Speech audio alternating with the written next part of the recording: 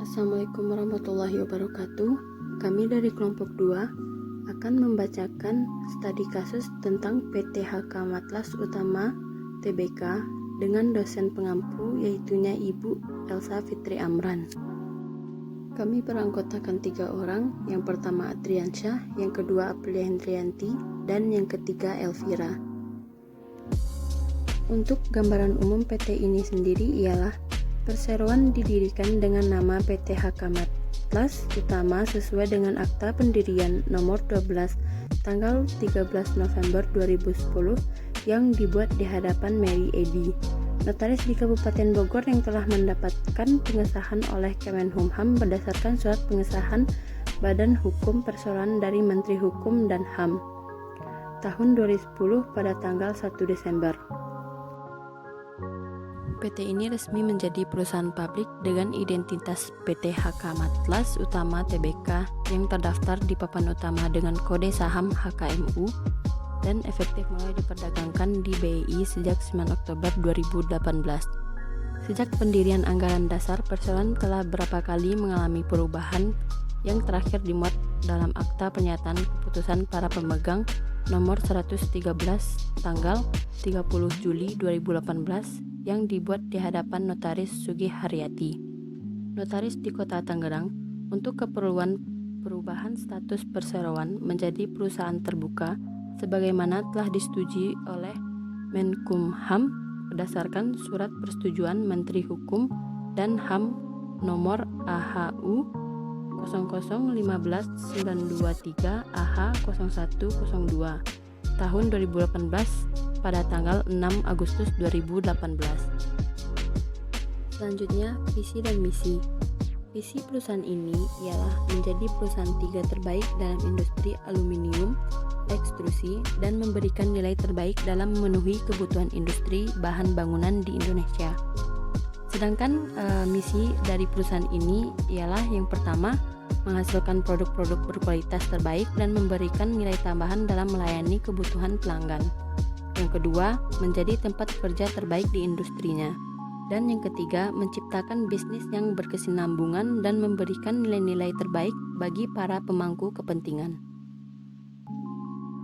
Kegiatan usaha PT HK Matlas Utama Tbk. Yang pertama, menjalankan usaha dalam bidang perdagangan antara lain yang berhubungan dengan usaha mekanikal atau elektrikal, barang-barang metal, logam, baja dan aluminium, besi, holo besi, pipa, metal dan bahan konstruksi, baik dengan cara ekspor, impor, antar pulau dan lokal, serta bertindak sebagai leverage supplier, grosir, dan commission house, agen perwakilan baik dari perusahaan-perusahaan di dalam negeri maupun luar negeri. Yang kedua, menjalankan usaha dalam bidang perindustrian antara lain industri logam besi, logam dan baja, manufaktur dan fabrikasi komponen-komponen yang terbuat dari kuningan, tembaga, seng dan timah, pengelolaan barang-barang dari logam, baja dan aluminium.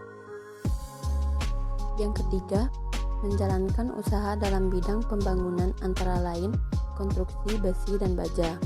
Dan yang terakhir, menjalankan usaha dalam bidang jasa antara lain jasa di bidang pencelupan dan penyepuhan logam, pengecatan nikel, konsultasi bidang listrik, listrik elektronik, jasa merancang dan membentuk lembar sheet metal.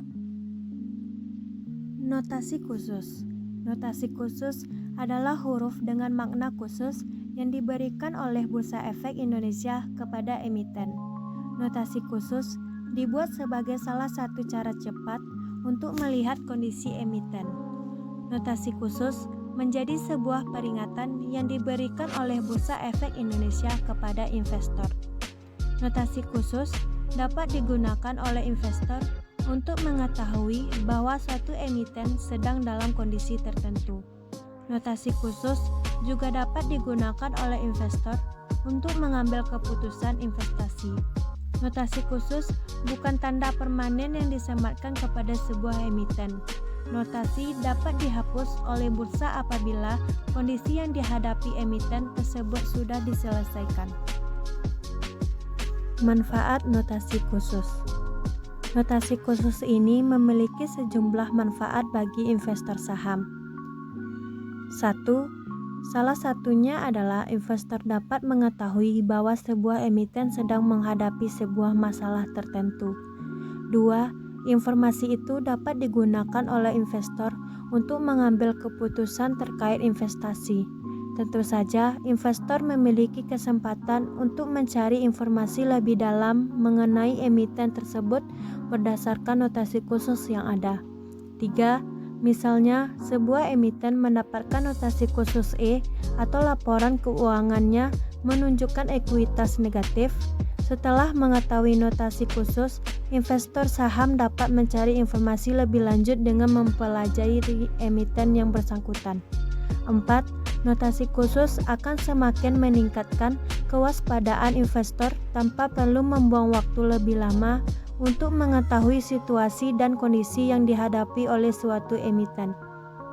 5. Notasi khusus menjadi tanda atau alarm bagi emiten yang bermasalah. Investor bisa mengetahui bahwa emiten memang sedang menghadapi suatu masalah tertentu. Investor bisa mempertimbangkan kembali keputusan investasinya guna menghindari kerugian dan masalah yang lebih besar. 6. Notasi khusus menjadi panduan cepat dalam mengidentifikasi emiten. Notasi khusus bisa dimanfaatkan sebagai langkah awal investor untuk mengetahui bahwa memang emiten sedang bermasalah. Notasi khusus juga menjadi bekal informasi bagi investor dalam mengambil keputusan, di mana investor berpeluang untuk menggali informasi lebih mendalam mengenai emiten tersebut. 7. Notasi khusus ini dapat digunakan oleh investor untuk mengetahui bahwa suatu emiten sedang dalam kondisi tertentu. Notasi khusus juga dapat digunakan oleh investor untuk mengambil keputusan investasi. Setelah mengetahui notasi khusus, investor dapat mencari informasi lebih lanjut dengan mempelajari emiten yang bersangkutan. Notasi khusus PT HK Metlas Utama Tbk. Mengenai notasi D yang didapatkan oleh PT HK Metlas Utama dari BEI, tinjauan kinerja keuangan perseroan disusun berdasarkan laporan keuangan konsolidasi PT HK Metlas Utama Tbk yang telah diaudit oleh kantor akuntan publik Joko Sidik dan Indra. Menurut auditor, untuk opini tidak menyatakan pendapat, laporan keuangan konsolidasi terlampir menyajikan secara wajar. Pada tanggal 31 Desember 2022, entitas induk sudah tidak beroperasi secara penuh, dan dua anak usaha yaitu PT Handal Aluminium Sukses dan PT Rasa Lenggeng Wira. Kondisi tersebut telah menimbulkan ketidakpastian signifikan tentang kemampuan grup untuk mempertahankan kelangsungan usahanya. Menghilangnya pengendalian dari tubuh PT HK Metlas Utama Tbk mengindikasikan telah terjadinya manipulasi pasar sehingga membuat investor retail menjadi gigit jari. Guru Besar Keuangan dan Pasar Modal Universitas Indonesia Budi Friendly menilai telah terjadinya manipulasi pasar berulang kali, seperti menghilangnya pengendalian dalam pemilikan saham PT HK Metlas Utama. PT HK Metals Utama Tbk memberhentikan sementara operasional PT Handal Aluminium Sukses yang diberhentikan sementara bergerak dalam bidang manufaktur aluminium ekstrusi. Sementara PT Rasa Lenggeng Wira bergerak dalam bidang manufaktur pipa PVC.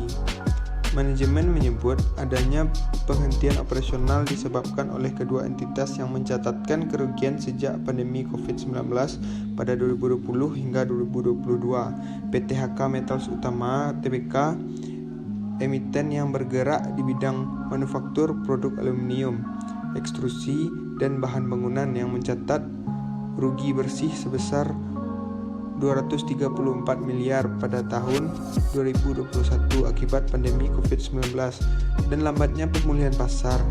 Adapun pendapatan HK Metals sepanjang 2021 turun 30% menjadi 389,7 miliar dibandingkan tahun 2020 sebesar 560 miliar.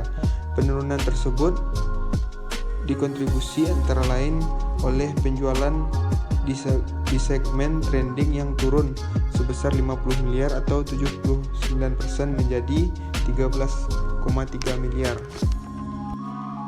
Kesimpulan, notasi D yang didapat oleh PT HK Metals Utama dari BEI tinjauan kinerja keuangan perseroan disusun berdasarkan laporan keuangan konsolidasi PT HK Metals Utama Tbk yang telah diaudit oleh Kantor Akuntan Publik Djoko, Sidik, dan Indra. Menurut auditor, untuk opini tidak menyatakan pendapat laporan keuangan konsolidasi terlampir menyajikan secara wajar. Entitas induk sudah tidak beroperasi secara penuh dan dua anak usaha yaitu PT Handal Aluminium Sukses dan PT Rasa Langgeng Wira.